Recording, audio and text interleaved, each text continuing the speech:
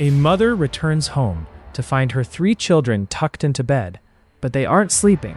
They're cold to the touch. Sorry, I don't, this isn't part of my job I enjoy. I do have to officially, do this, and I have to notify you that. A statewide manhunt closes in on a red Nissan Maxima. The driver is already preparing a twisted justification for the blood on his hands. I don't know why I did what I did, but I know what I told myself when I did it. You know what I mean? I got blood here. There's blood all over. On June 13, 2022, a 911 dispatcher in Round Lake Beach picked up a call that sounded more like a nightmare than a report. 911, what's the address of the emergency? Hi, I'm Camden Lane. My husband's kids. Okay, repeat the address for me one more time. Okay, what's the phone number you're calling from? Okay, tell me exactly what happened. I came home to take the kids, and they're all on the bed, and they're dead. Okay, all right. How many children? 3. Responding officers didn't wait for backup. They breached the home on Camden Lane, stepping into a house of horrors. We gotta get in there for rescue this. Otherwise, let's go in. Let's just go in. I think we have enough. I got blood here. There's blood all over. I can stay here. Inside, the master bedroom held a sight that would haunt the department for years. But the killer was already miles away. What is going on? Okay. Okay, ma'am, do you have any weapons? No, I don't have any weapons. I'm gonna have you step out here with me, okay? Come out here. Step out of the room. Okay, come out here.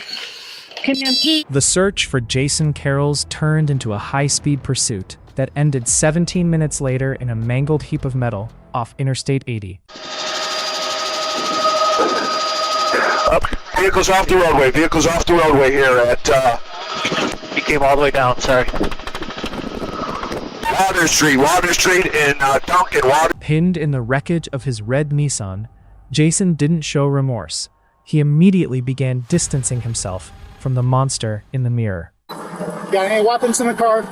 Sir, I don't know. No knives, no nothing. My plan was to... What? Leg right now, lacerations up on the arms, hands. My plan was to drive... Hey man, can you feel your feet?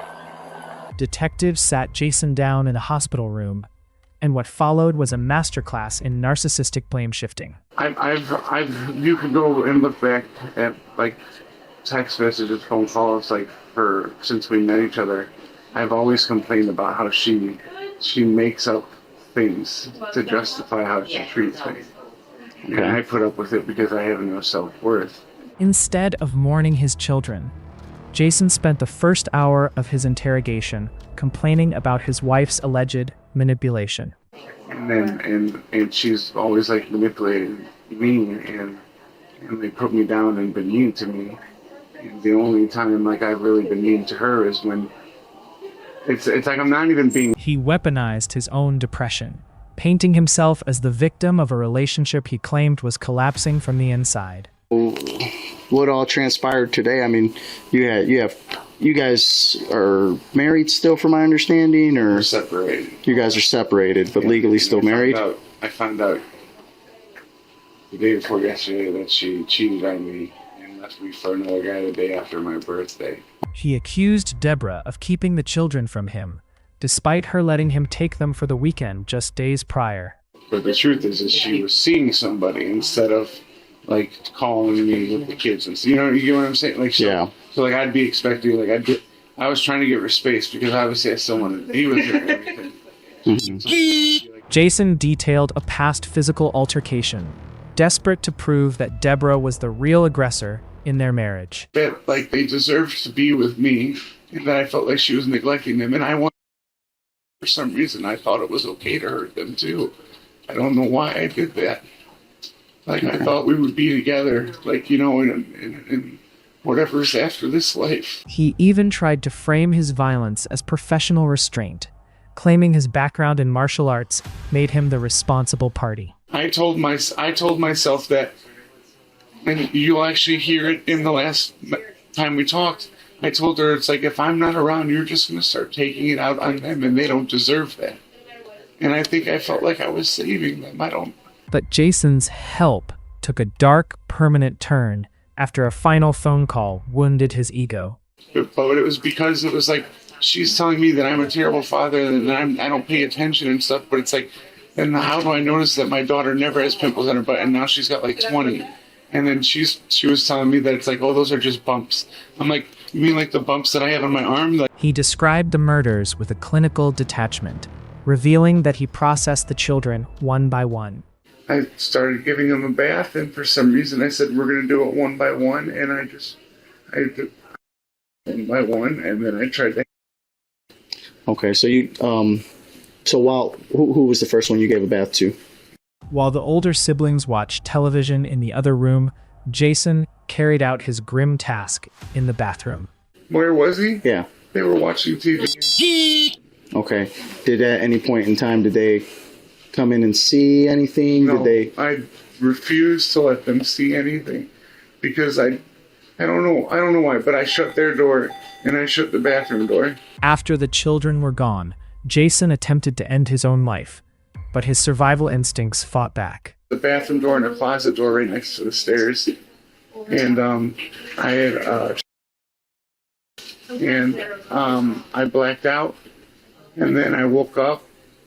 When his first attempt failed, he returned to the garage to smoke cigarettes and prepare for a second, equally cowardly attempt. Well, I know one of the officers noticed there was a note left on what was in the kitchen. Yeah.